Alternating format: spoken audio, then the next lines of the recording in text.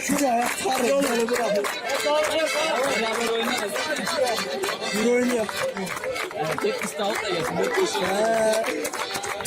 Herkes kendi alanına alsın. Sen sıçradan konuşalım. Kütüphanede bilmiyorum ben.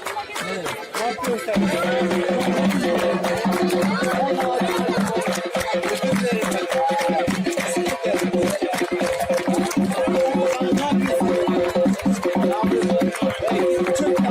İyi insan aslında.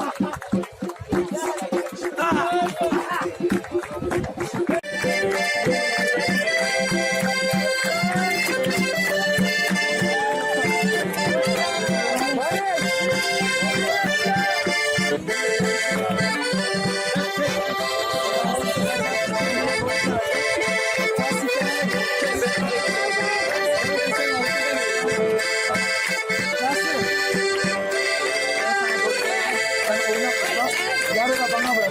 Ben geleceğim. Golü bırakacağım. Öyle olmaz. Ha bize ayıp olur. Bizi bırakma. Sen git o zaman golü saracağı valla. Hadi. Sana bir çalacak. Sen yanına vereceksin.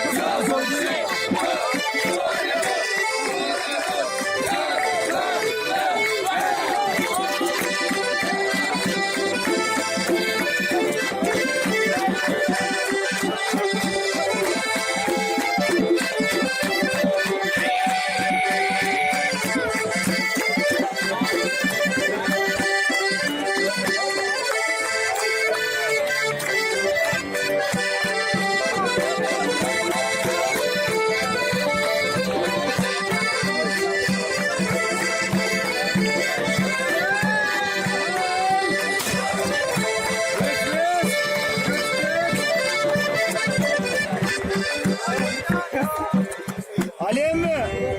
Alev mi? Dur Yusuf bekle. Hadi Yusuf. Bekle. Yok. Sen çık.